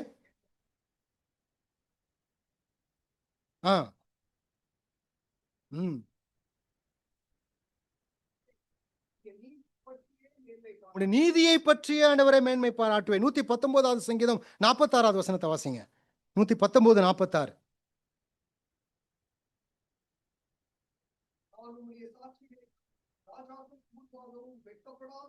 நான் உம்முடைய சாட்சிகளை குறித்து ராஜாக்களுக்கு முன்பதாக வெட்கப்படாமல் நான் பேசுவேன். இல்லையா? சங்கீதக்காரன் சொல்றார். பழைய ஏற்பாடு நிறைய வசனங்கள் இருக்கிறது, நேரம் இல்லாதனால நான் கட் ஷார்ட் பண்ணிட்டேன். தானியேல் 5ஆம் அதிகாரம் 18 to 23 தானியேலுடைய பிரகடனம். என்னுடைய ஆண்டவர் எப்படிப்பட்டவர் இல்லையா? நேபுகாத் நேச்சருடைய மகனுக்கு மிக தைரியமாக அறிவிக்கிறார். நீயோ வென்றால் இவைகள் எல்லாம் மறந்து ஆலயத்தினுடைய பாத்திரத்துல நீ பானம் பண்ணினாய். மிகப்பெரிய எச்சரிப்பேன். தேவன் எப்படிப்பட்டவர் என்று சொல்லி வெட்கப்படாமல் தானியேலுடைய பிரகடனத்தை தானியேல் 5ஆம் அதிகாரம் 18 23 வசனங்கள் முடிய நம்மால் வாசிக்க முடியும் இல்லையா? சரி, புதிய ஏற்பாட்டுக்கு வருவோமே இல்லையா? இது பழைய ஏற்பாட்டில் சரித்திரத்தில் பார்த்தோம், புதிய ஏற்பாடு பழைய ஏற்பாட்டில் பார்த்தோம். புதிய ஏற்பாட்டில் எபிரேயர் 2ஆம் அதிகாரம் 11வது வசனம் வாசிங்க. எபிரேயர் 2ஆம் அதிகாரம் 11வது வசனம். யாவரும் இது நிமித்தம் அவர்களை சகோதரர் என்று சொல்ல, யார் சொல்றதுங்க இந்த வார்த்தையை? ஆண்டவராக இயேசு கிறிஸ்து சொல்றார், பிதாவே நீர் எனக்கு ஒரு கூட்ட மக்களை கொடுத்திருக்கிறீர், இவர்களை சகோதரர் என்று சொல்வதற்கு நான் என்ன பண்ணல? Not being ashamed. நான் அதை குறித்து வெட்கப்படல. அவர் நம்மளை சகோதரன் சொல்றது வெட்கப்படணும் இல்லையா? நம்ம அவ்வளவு தகுதியானவர்களா? அவ்வளவு உத்தமமானவர்களா? அவ்வளவு உண்மையானவர்களா? ஆனால் இயேசு கிறிஸ்து என்ன சொல்றாரு? என்னுடைய ரத்தத்தினாலே பரிசுத்தமாக்கப்பட்ட இந்த நீதிமான்கள், இந்த இவர்கள் என்னுடைய சகோதரர்கள் என்று சொல்வதற்கு இயேசு கிறிஸ்து வெட்கப்படலைங்க. எவ்வளவு பெரிய சாட்சி. அடுத்தது அதே எபிரேயர் நிருபம் 11ஆம் அதிகாரம் 16ஆம் வசனத்தை வாசிங்களேன். எபிரேயர் நிருபம் 11ஆம் அதிகாரம் 16வது வசனம். அதையல்ல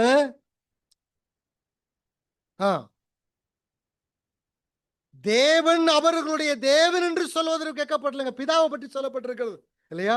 காட் என்ன பண்ற? பிதாவாகிய தேவன் என்ன சொல்றாருன்னா, நான் யார் தெரியுமா? நான் யார் தெரியுமா? கிப்சனுடைய தேவன். நான் யார் தெரியுமா? சுரேஷ் பாபுவினுடைய தேவன். நான் யார் தெரியுமா? இன்னாருடைய தேவன் என்று சொல்லி பரலோகத்தில் அவர் அறிக்கையிடுவதற்கு என்ன செய்யலங்க? வெட்கப்படல. சரித்திரத்தில் இருந்திருக்கிறார்கள், பழைய ஏற்பாட்டு பக்தர்கள் இருந்திருக்கிறார்கள், ஆண்டவராக இயேசு கிறிஸ்துனுடைய வாழ்க்கை இருந்திருக்கிறது. இவர்கள் என்னுடைய சகோதரர் என்று சொல்வதற்கு நான் வெட்கப்படவில்லை. பிதாவாக தேவன் சொல்லுகிறார், நான் இவர்களுடைய தேவன் என்று சொல்வதற்கு நான் ஒருபோதும் வெட்கப்பட்டதில்லை இல்லையா? அருமையானவர்களே, தி கிரேட் விட்னஸ், கிரேட் வார்னிங்.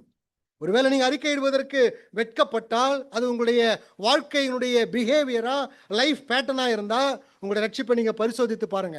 நீங்கள் ரட்சிக்கப்பட்டவர்கள் அல்ல இல்லையா? உண்மையாய் மனம் திரும்பினவர்கள் அல்ல. ரட்சிக்கப்பட்டவர்கள் இந்த பாவத்தை செய்வாங்களாம். வெரி ஆஃபன் செய்யக்கூடிய சாத்தியக்கூறுகள் இருக்கிறது. ஆனால் அதற்காக பேதுருவை போல கண்ணீர் விட்டு நாம் அழக்கூடிய சூழ்நிலை ஆண்டவர் கொண்டு வருவார். ஆனால் என்னுடைய வாழ்க்கையினுடைய பேட்டர்னே இதுதான், நான் வாயே திறக்க மாட்டேன், என்னுடைய லைஃப் பேட்டர்ன் பிஹேவியரே இப்படிதான் இருக்குதுன்னு சொன்னா ஆண்டவர் சொல்றாரு, பிதாவாகிய தேவனுக்கு முன்பாய் ஒரு நாள் வரும் பொழுது நானும் அறிக்கையிடுவதற்கு வெட்கப்படுவேன் இல்லையா? The great warning, great witness, great reason. ஏன் இயேசு கிறிஸ்துவை குறித்து அறிவிப்பதில், சுவிசேஷத்தை பிரகடனப்படுத்துவதில் நாம் வெட்கப்படக்கூடாது? ஏன் நாம் கிவ் அப் பண்ணக்கூடாது? நெவர் கிவ் அப். எந்த நேரத்திலும் நான் இந்த விஷயத்தை விட்டு பின்வாங்க ஏன் கூடாது என்று சொன்னால், அப்போஸ்தலனாகிய பவுல் இந்த 2 தீமோத்தேயு நிருபத்தினுடைய 8, 9, 10 இந்த 3 வசனத்தில் 7 காரணங்களை அவர் சொல்லுகிறார். நான் விளக்க போறதில்லை, சுருக்கமாக நான் சொல்லி கடந்து போகிறேன் இல்லையா? என்ன காரணம்? நாம் பெற்றிருக்கக்கூடிய சுவிசேஷம் எவ்வளவு மகத்தான சுவிசேஷம் இல்லைங்களா?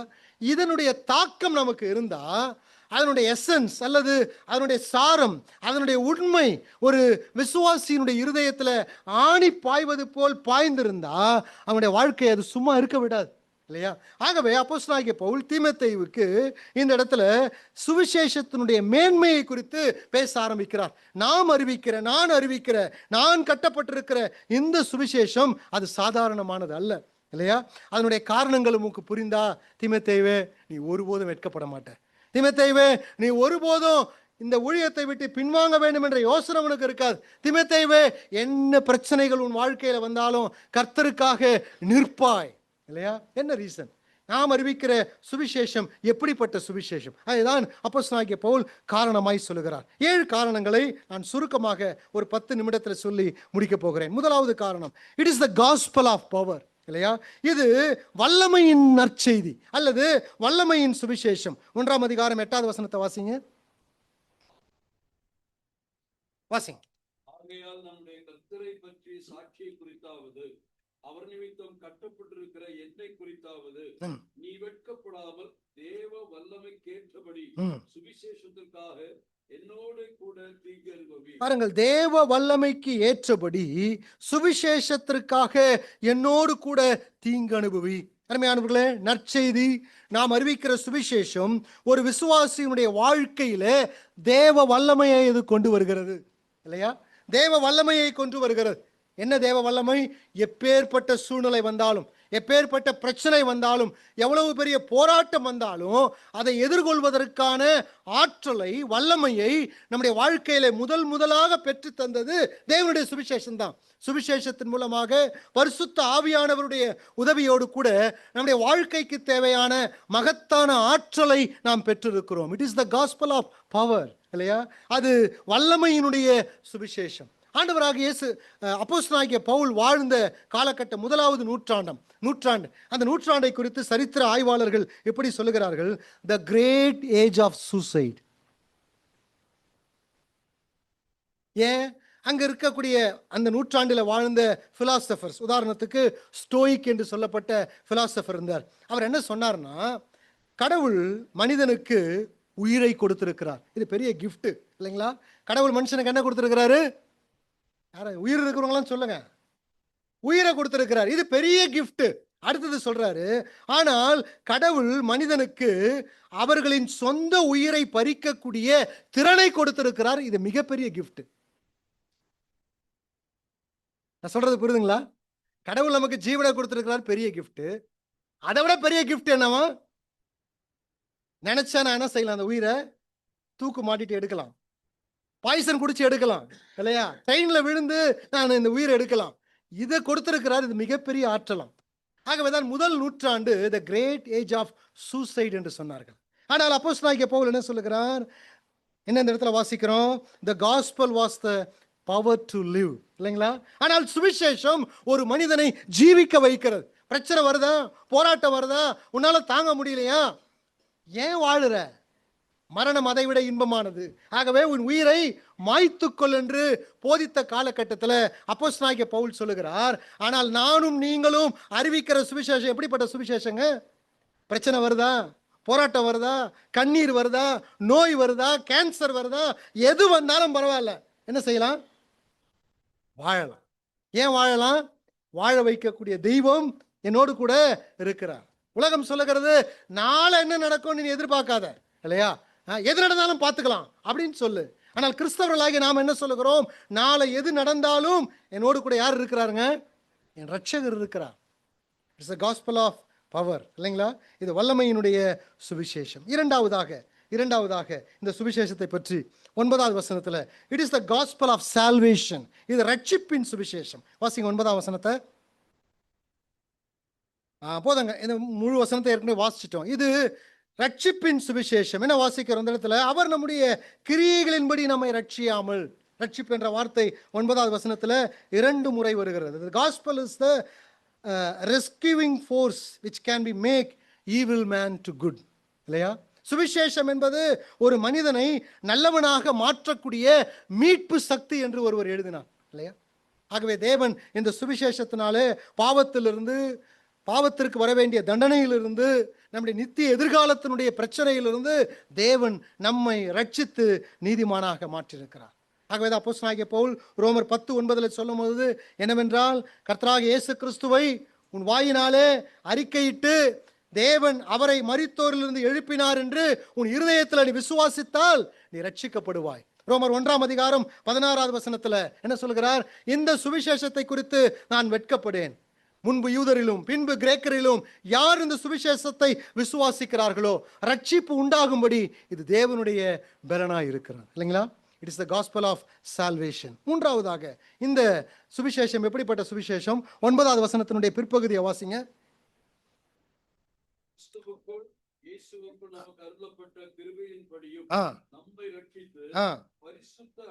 பரிசுத்த அழைப்பினாலே அழைப்பித்தார். It is the gospel of consecration, holy இல்லையா? இது எப்படிப்பட்ட சுவிசேஷம்?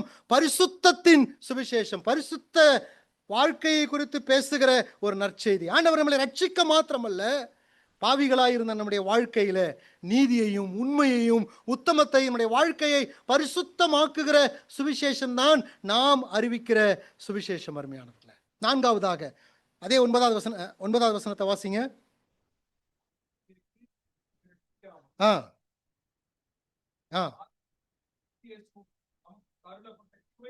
கிருபையின்படி நம்மை ரட்சித்தார். It is the gospel of grace, இல்லையா? இது கிருபையின் நற்செய்தி. நாம் கிருபையினாலே ரட்சிக்கப்பட்டிருக்கிறோம். அடுத்ததாக 5ஆவதாக அதே 9வது வசனத்தை மறுபடியும் வாசிங்க.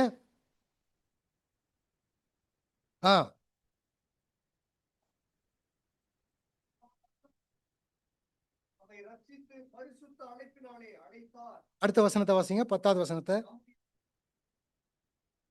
போதுங்க. அவர் நம்முடைய கிரியைகளின்படி நம்மை ரட்சியாமல் தம்முடைய தீர்மானத்தின்படியும் ஆதிகாலம் முதல் கிறிஸ்து இயேசுவுக்குள் அருளப்பட்ட அப்படின்ற வாசிக்கிறோம், இல்லையா?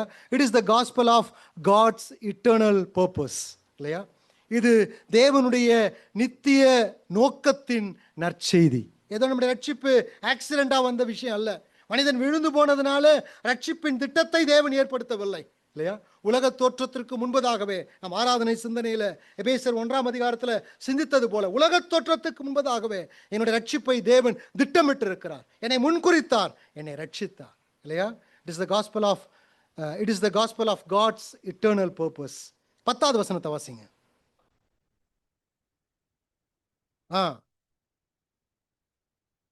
கடைசி பகுதி, அவர் மரணத்தை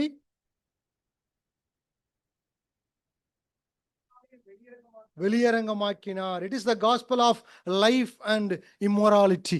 அதாவது இது ஜீவன் மற்றும் அழியாமையினுடைய நற்செய்தி. இல்லை, என்ன செஞ்சாரு? அவர் மரணத்தை என்ன வாசிக்கிறோம்? அவர் மரணத்தை பரிகரித்தார் என்று வாசிக்கிறோம், இல்லையா? மரணத்தை பரிகரித்தார். அந்த வார்த்தையினுடைய அர்த்தம் என்ன?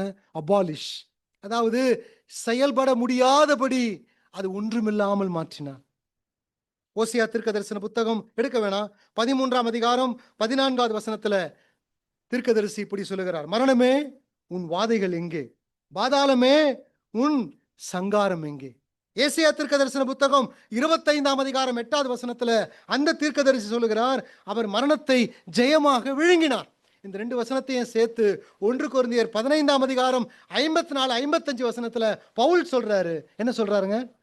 மரணமே உன் கூரெங்கே? பாதாளமே உன் ஜெயம் எங்கே? இல்லையா? அழியாமையையும் ஜீவனையும் நமக்கு கொடுக்கிற சுவிசேஷம். 7ஆவதாக கடைசியாக, it is the gospel of Christ Jesus. இது கிறிஸ்து இயேசுவினுடைய நற்செய்தி. 10வது வசனத்தினுடைய முற்பகுதியை வாசிங்க. பிரசன்னமானதுனாலே அந்த கிருபை இப்பொழுது வெளிப்படுத்தப்பட்டிருக்கிறது. கர்த்தராகிய இயேசு கிறிஸ்து பிரசன்னமானதுனாலே இந்த கிருபை நமக்கு அளிக்கப்பட்டிருக்கிறது. It is the gospel of Christ Jesus. இது கிறிஸ்து இயேசுவினுடைய சுவிசேஷம். எப்பொழுது வந்தது? அவர் பிரசன்னமானதுனால, இல்லையா? இந்த பிரசன்னம் என்ற வார்த்தையை பத்தி உங்களுக்கு தெரியும் நினைக்கிறேன்.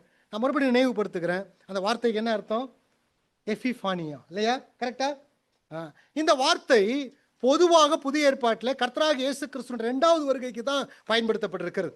இந்த வார்த்தையில 2 ஜாதிகளுடைய கலாச்சாரம் இருக்கிறது. ஒன்று யூதர்களுடைய கலாச்சாரம் அல்லது யூதர்களுடைய சரித்திரம் இந்த எபிஃபானியா என்ற வார்த்தையினுடைய பின்னணியில் இருக்கிறது. என்ன? பழைய ஏற்பாட்டிற்கும் புதிய ஏற்பாட்டிற்கும் இடைப்பட்ட 400 வருட காலகட்டத்தில் ஒரு கூட்ட மக்கள் எழும்பினார்கள். அவர்களுக்கு பெயர் என்ன தெரியுங்களா? மக்கபேயர்கள். இல்லைங்க, தெரியுங்களா? மக்கபேயர்கள், இல்லையா? கிரேக்க அரசாட்சியை எதிர்த்து போரிட்டவர்கள். அவர்கள் அடிக்கடி பயன்படுத்தக்கூடிய வார்த்தை இந்த எபிஃபானியா. அப்படின்னா என்ன அர்த்தம்? கடவுளுடைய மாபெரும் ரட்சிப்பு நமக்கு வெளிப்பட காத்திருக்கிறது. அல்லது நான் இப்படி எழுதி வச்சிருக்கிறேன், அதாவது யூதர்களை பொறுத்தவரை இந்த எபிஃபானியா என்ற வார்த்தை ரெஸ்கியூவிங் இன்டர்வென்ஷன் ஆஃப் காட், தேவனுடைய மீட்பின் இடைபடுதல், இல்லையா? ஒரு நாள் கர்த்தர் நம்மை மீட்பார். இந்த உபத்திரவத்திலிருந்து, இந்த பிரச்சனையிலிருந்து, இந்த கிரேக்க சாம்ராஜ்யத்தினுடைய அடிமைதனத்திலிருந்து கர்த்தர் நம்மை மீட்பார் என்ற அர்த்தத்தோடு கூட இந்த எபிஃபானியா என்ற வார்த்தையை யூதர்கள் 400 வருட காலத்தில் பயன்படுத்தினார்கள். ஆனால் கிரேக்கர்களுக்கு இது வேற அர்த்தம், இல்லையா? என்ன? ஒரு பேரரசன் சிங்காசனத்தில் அமர்ந்து முடிசூடப்படக்கூடிய அந்நாளில அவர்கள் சொல்லுவார்கள் எபிஃபானியா. அப்படின்னு அர்த்தம், பேரரசர் இன்றைக்கு சாம்ராஜ்யத்துல அமர்ந்திருக்கிறார். நீதியும் சமாதானமும் நம்முடைய தேசத்துல மகிழ்ந்து பொங்க போகிறது என்ற அர்த்தத்துல கிரேக்கர்கள் அந்த வார்த்தையை பயன்படுத்தினார்கள். அப்போஸ்தலனாகிய பவுல் இந்த இடத்துல ஆண்டவராக இயேசு கிறிஸ்துவினுடைய முதல் வருகைக்கு இந்த வார்த்தையை பயன்படுத்துகிறார்.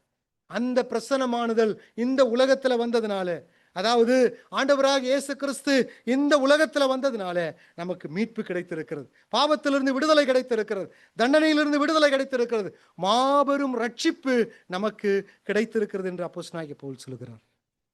தி கிரேட் ரீசன் இல்லையா? நாம் அறிவிக்கிற சுவிசேஷம் எப்பேற்பட்ட சுவிசேஷம் இல்லையா? அருமையானவர்களே, இந்த சுவிசேஷத்திற்காக நீங்களும் நானும் என்ன முயற்சி எடுக்கிறோம்? இதுதான் உங்களுக்கு முன்பாக வைக்கக்கூடிய கேள்வி. சபையாக என்ன முயற்சி எடுக்கிறோம்? இந்த வருடத்துல சுவிசேஷ பணிக்காக சபைக்கு இருக்கக்கூடிய தரிசனம் என்ன? சமீபத்தில் ஒரு சபைக்கு போனேன். வாரத்தினுடைய 3வது 4வது ஞாயிற்றுக்கிழமை அந்த திருச்சபையில சுவிசேஷ கூட்டம் நடைபெறுகிறது. இன்றைக்கு நம்முடைய சபையெல்லாம் சுவிசேஷ கூட்டம் எல்லாம் காலி பண்ணிட்டாங்க இல்லையா? ஆனால் தொடர்ச்சியாக சுவிசேஷ கூட்டம் நடைபெறுகிறது. அந்த சபையில் இருக்கக்கூடிய ஒரு சகோதரனோடு கூட வேறொரு சபைக்கு சென்னேன். சர்ச் பிளான்டிங், நான் சொல்றது சென்னை பட்டணத்துல வேற இடத்துல சபை ஸ்தாபிக்க போகிறார்கள். அந்த சபைக்கு போனேன். இங்குதான் சுவிசேஷ கூட்டம் நடக்குமா என்று கேட்டேன். அவர் சொன்னாரு, இல்ல பிரதர், எங்க சபையில மாதம் ஒரு முறை சுவிசேஷ கூட்டம் நடக்கும், ஆனால் ஹை ப்ரொஃபஷனலா நடக்கும்னார். என்ன வார்த்தை அது புரியல எனக்கு. என்னங்க சொல்றீங்க? சுவிசேஷ கூட்டம் நடக்கிறத கேள்விப்பட்டிருக்கிறேன், ஆனா ஹை ப்ரொஃபஷனலா நடக்கும்னு சொல்றீங்களே என்ன? சுவிசேஷ கூட்டத்தினுடைய அழைப்புதல் முதற்கொண்டு, செய்தியாளர்கள் முதற்கொண்டு, பாடுகிற பாடல் முதற்கொண்டு ஒவ்வொன்றையும் மூப்பர்களும் உதவிக்காரர்களும் பொறுப்புள்ள சகோதரர்களும் ஜபித்து ஜபித்து நாங்கள் திட்டமிட்டு அதை நாங்கள் செயல்படுத்துவோம் இல்லையா? அவங்க போடுற பேம்ப்ளெட், அதனுடைய அழைப்பு ஹைலி ப்ரொஃபஷனல். ஆடி பென்ஸ் கார்ல இருக்கக்கூடிய, பக்கத்து வீட்டில் இருக்கக்கூடிய, தெருவில் இருக்கக்கூடிய மக்கள் 3வது வாரம் சுவிசேஷ கூட்டத்திற்கு உள்ளே அமர்ந்து சுவிசேஷத்தை கேட்கிறார்கள். நமக்கு எல்லா வசதியும் இருக்குது. சபையாக சுவிசேஷ ஊழியத்திற்கு என்ன முன்னெடுக்கிறோம்? நாம் போடுகிற காணிக்கை பெரும் பகுதி எதற்கு செலவிடப்படுகிறது? தேவன் உங்களுக்கு ஜீவனையும் ஆயுசு நாளையும் கொண்டு கொடுத்து இந்த சபையில கொண்டு வந்து அமர வைத்திருக்கிறார் என்று சொன்னால் சாட்சி சொல்வதற்காக மாத்திரமல்ல, இந்த சபை சுவிசேஷ ஊழியத்திற்காக என்ன செய்கிறது என்று சொல்லி தலையில அடித்துக்கொண்டு மார்பில அடித்துக்கொண்டு அழுவதற்காக. நம்ம இருக்கக்கூடிய இளம் வாலிபர்கள் இன்றைக்கு அவருக்கு சுவிசேஷம் சொல்ல தெரியுமா? How to preach the gospel Bible study எடுக்கிறாங்க சபையில வந்து.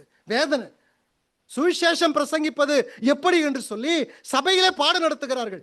நம்முடைய திருச்சபையில அந்த செய்தியை கேட்கும் பொழுது வேதனையா இருந்தது.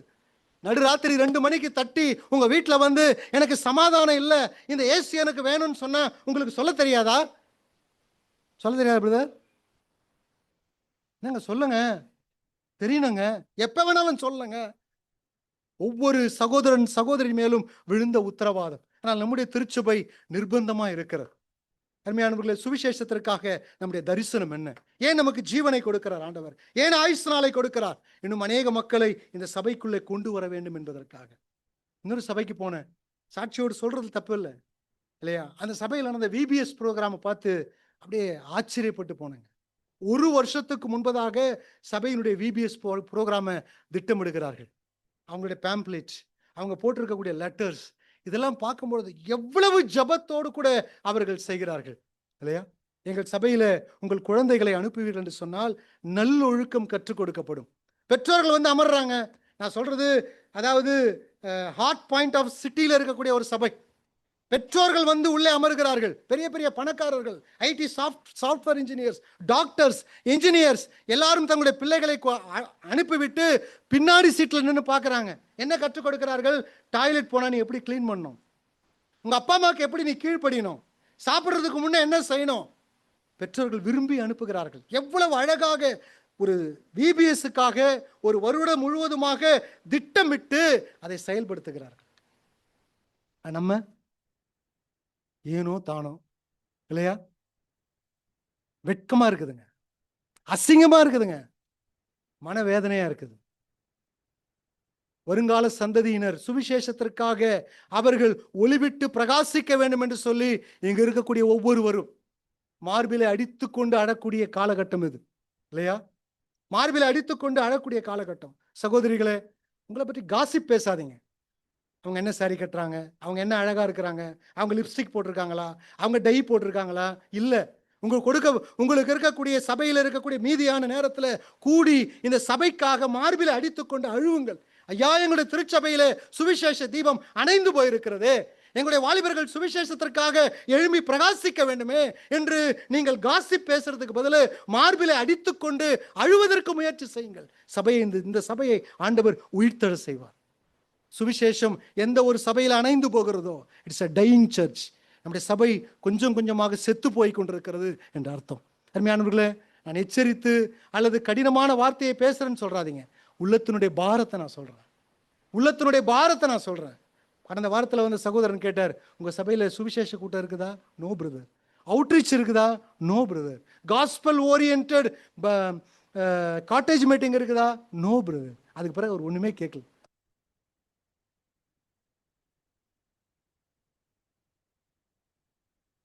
நம்முடைய உத்தரவாதம் என்ன அருமையானவர்களே? எவ்வளவு அற்புதமான சுவிசேஷம். 7 reasons. இவ்வளவு மகத்தான சுவிசேஷத்தை தேவன் நம்முடைய கரத்தில் கொடுத்திருக்கிறார். ஆனால் நாமோ வெட்கப்பட்டு அசிங்கப்பட்டு ஒதுங்கி இருப்பதை போல இருக்கிறோம். என்ன செய்ய போகிறோம்? ஆவியானவர் உங்களுடைய இருதயத்தில் பேசட்டும். சபையின் தலைவர்களுடைய இருதயத்தில் பேசட்டும். நீ வரக்கூடிய நாட்களிலாவது இந்த சபைக்கு என்று ஒரு தரிசனம், ஊழியத்திற்கான முன்னெடுப்பு, மிஷனரி பணிக்காக நம்முடைய வாலிபர்களை அனுப்புவதற்கான ஒரு முன்னெடுப்பு, சபையினுடைய காணிக்கை பணம் பெரும்பகுதி அதில் செலவிடுவதற்கான ஒரு முன்னெடுப்புகள் இந்த வார்த்தையின் மூலமாய் நடைபெற வேண்டும் என்றுதான் நான் அறிவிக்கிறேன். தேவன் நம்முடைய இருதயத்தோடு கூட பேசுவாராக. தலை வணங்குவோமே. பரலோக பிதாவே, நாங்கள் துக்கப்பட்டு அழுகிறோம் ஆண்டவரே. ஏன் எங்கள் சபை இப்படி இருக்கிறது? புதிய ஆத்மாக்கள் சபைக்குள்ள கொண்டு வரப்படுகிறதில்லை. சுவிசேஷத்திற்கான தரிசனம் இல்லாமல் செத்த பிணங்களாக நாங்கள் நடந்து கொண்டிருக்கிறோம். ஆண்டவரே, இரக்கம் பாராட்டும். எங்கள் சபையை உயிர்ப்பியும் ஆண்டவரே. நாங்கள் சுவிசேஷத்தை அறிவிப்பதற்கு வெட்கப்பட்டோம் என்றால் ஒரு நாள் வரும்பொழுது நீர் எங்களை பிதாவுக்கு முன்பாக அறிக்கையிடுவதற்கு வெட்கப்படுவீர். இவ்வளவு பெரிய ஒரு எச்சரிப்பை எங்களுக்கு கொடுத்திருக்கிறீர். மகத்தான சாட்சிகளை நாங்கள் வேத புத்தகத்திலிருந்து பார்த்தோம். எங்களுடைய ஆண்டவராக இயேசு கிறிஸ்து எங்களை சகோதரர் என்று சொல்வதற்கு வெட்கப்படுகிறதில்லை. பிதா வெட்கப்படுகிறதில்லை. பரிசுத்தவான்கள், பழைய ஏற்பாட்டினுடைய பரிசுத்தவான்கள் வெட்கப்படவில்லை. சரித்திரம் முழுவதும் வெட்கப்படாமல் இரத்த சாட்சியாய் மரித்த அநேக விசுவாச வீரர்களுடைய பட்டியல் நிரம்பி இருக்கிறது. ஆனால் நாங்களோ நிர்விசாரமாய் வாழ்ந்து கொண்டிருக்கிறோம். ஆண்டவரே, எங்களை மன்னியும் ஆண்டவரே. இந்த பெரும் பாதகத்தை எனக்கும் எங்களுக்கும் மன்னிப்பீராக. ஆண்டவரே, எங்கள் சபையில ஒரு சில சகோதரர்கள் ஆர்வத்தோடும், ஆண்டவரே, அவர்கள் ஆர்வத்தோடும் பரிசுத்த ஆவியானோட பலத்தோடும் பல இடங்களில சுவிசேஷ தீபத்தை அவர்கள் ஏற்றி வருகிறத நினைத்து பார்க்கும் பொழுது எங்கள் உள்ள மகிழ்கிறது. ஆண்டவரே, அவர்களை நினைத்து நாங்கள் நன்றி செலுத்துகிறோம். எங்கள் சபைக்கு தரிசனத்தை தாரும். அழிந்து போகிற ஆத்துமாக்களுக்காக நாங்கள் அழ உதவி செய்தருளும். ஆண்டவரே, புதிதாக ஞானஸ்தானம் எடுத்தவர்கள், வளர்ந்து வரக்கூடிய வாலிபர்கள் சுவிசேஷ ஊழியத்தில் முன்னிறுத்தப்படுவதற்கு அவர்களுக்கான திட்டங்களை, அவர்களுக்கான தரிசனங்களை வகுக்கக்கூடிய பாரத்தை எங்களுடைய தலைவர்களுடைய இருதயத்தில் நீர் வையும் ஆண்டவரே. எங்கள் காணிக்கை, எங்களுக்கு வரக்கூடிய வருமானம், சபையினுடைய வருமானத்தினுடைய பெரும் பகுதி ஊழியத்திற்காக செலவிடப்பட, சுவிசேஷ ஊழியத்திற்காக செலவிடப்பட உதவி செய்யும். வருங்கால விபிஎஸ்ஸுக்காக நாங்கள் திட்டமிட உதவி செய்யும். சண்டே ஸ்கூலுக்காக திட்டமிட உதவி செய்யும். சபையினுடைய ஒவ்வொரு சுவிசேஷ ஊழியம் எப்படி நடைபெற வேண்டும் என்பதற்காக ஒவ்வொன்றையும் ஜபத்தோடு உபவாசத்தோடு நாங்கள் திட்டமிட்டு ஆண்டவரே, மரித்து போய் கொண்டிருக்கிற எங்கள் சபை உயிர்மீட்சி அடைந்து மறுபடியுமாக சுவிசேஷ தீபம் ஏற்றப்பட்டு ஆயிரக்கணக்கான ஆத்துமாக்கள் இந்த சபைக்குள் வருவதற்கு எங்களுக்கு உதவி செய்யும் ஆண்டவரே. எங்களுடைய குற்றங்களை தயவாய் நீர் மன்னித்தருளும். இயேசு கிறிஸ்துவின் நாமத்தில் வேண்டிக் கொள்கிறோம் நல்ல பிதாவே. ஆமென்.